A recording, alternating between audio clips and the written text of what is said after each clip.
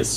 ఇక మాజీ మంత్రి వైఎస్ఆర్ కాంగ్రెస్ పార్టీ సీనియర్ నాయకుడు ముద్రగడ పద్మనాభరెడ్డి ఆరోగ్యం క్రమంగా మెరుగవుతూ ఉన్నట్టుగా తెలుస్తోంది. రీసెంట్ గా ఒక హాస్పిటల్ నుంచి మరో ప్రముఖ హాస్పిటల్ కూడా షిఫ్ట్ చేసినట్టుగా సమాచారం.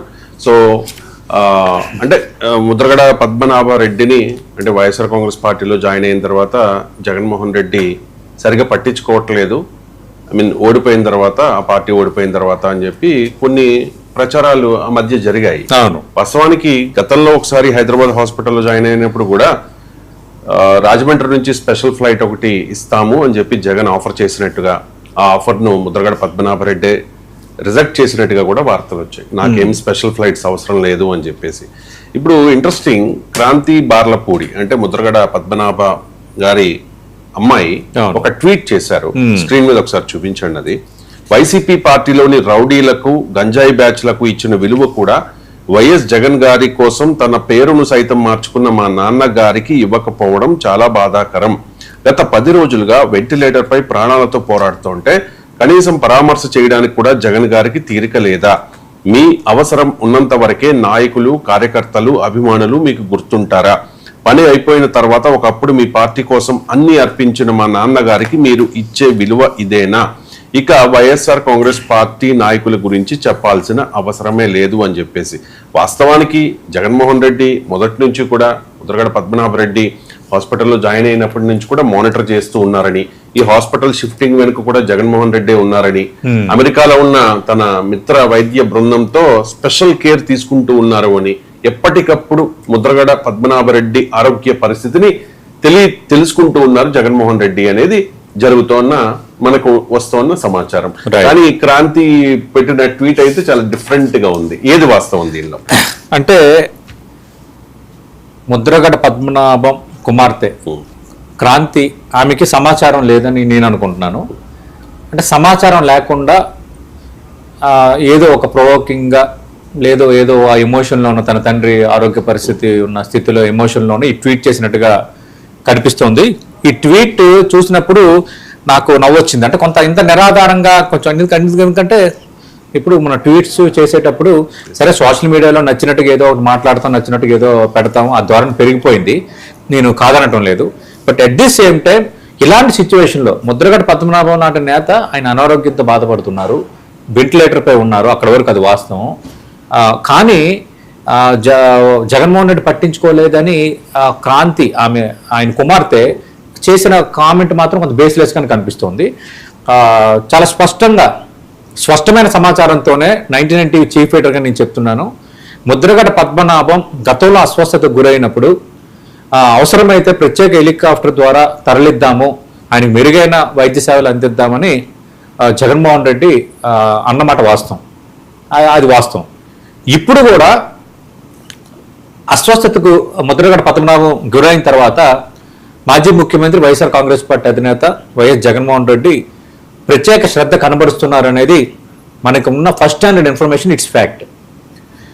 ఆయన ప్రతి క్షణం పర్యవేక్షిస్తున్నారు ముద్రగడ ఆరోగ్య పరిస్థితి ఎలా ఉంది, ఇంకా ఎలాంటి మెరుగైన వైద్యం అందించాలి, ఇంకేమైనా మనం పై దేశాల నుంచి మెరుగైన వైద్యులను ఏమైనా తెప్పించవచ్చా అనేది. ఈ నేపథ్యంలోనే ఆయన యశోద హాస్పిటల్లో ఉన్నారు, కొండాపూర్లో.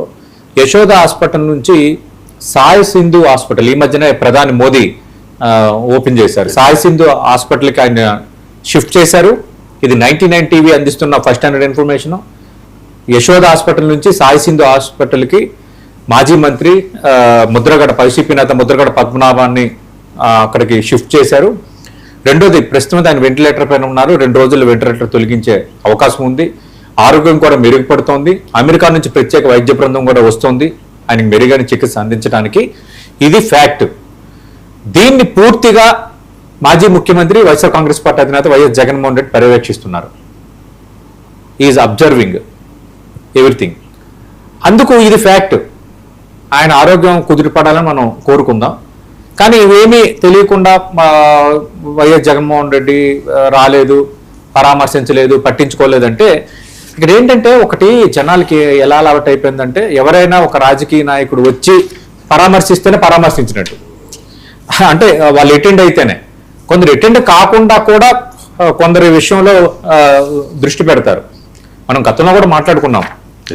వైఎస్ రాజశేఖర రెడ్డి కానీ, తర్వాత కొన్ని సందర్భాల్లో ముఖ్యమంత్రి చంద్రబాబు నాయుడు కానీ, వీళ్ళు కొన్ని సందర్భాల్లో కొందరి పట్ల కొంత పర్యవేక్షించటము, వాళ్ళ ఆరోగ్య పరిస్థితి తెలుసుకోవటము, అవసరమైతే వైద్య సహాయం అందించడం, ఆర్థిక సహాయం అందించడం అనేవి ఫినామినల్గా జరుగుతాయి.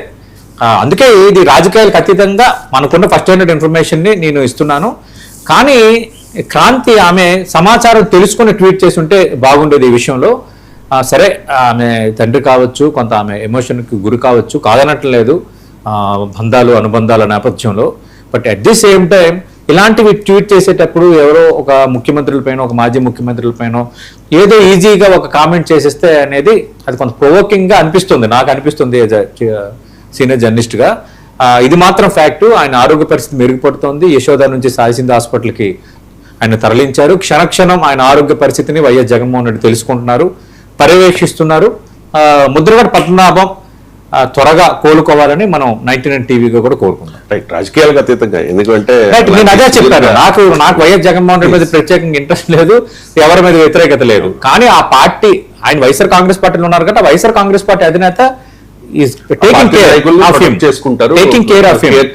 ఎందుకంటే గతంలో కూడా మనం ఇదే అనాలిసిస్ లో మాట్లాడుకున్నాం కదా, చంద్రబాబు నాయుడు కొందరు విషయంలో పాజిటివ్ గా రెస్పాండ్ అవటం, అలాగే రాయలసీమలో ఒక పాప విషయంలో నారా లోకేష్ కొంత శ్రద్ధ వహించడం, ఇట్లా చేస్తారు. అందుకే రాజకీయాలకు అతీతంగా ఎవరు ఏది చేసినా, ఎవరు ఏ శ్రద్ధ వహించినా, ఇలాంటి విషయంలో కేర్ తీసుకున్నా, లేదంటే ఎవరికైనా ఒక ఆపన్నాస్తం అందించినా మనం పాజిటివ్ గా మాట్లాడుకోవాలి. 99 TV is meant for neutral, ఎవరికో కొమ్ము కాసే మోడల్ కాదు. అందుకు ఎవరు మంచి చేసినా మాట్లాడతాం, ఎవరు చెడ్డ చేస్తే ఎత్తు చూపుతాం. అది రైట్. ఇక నారా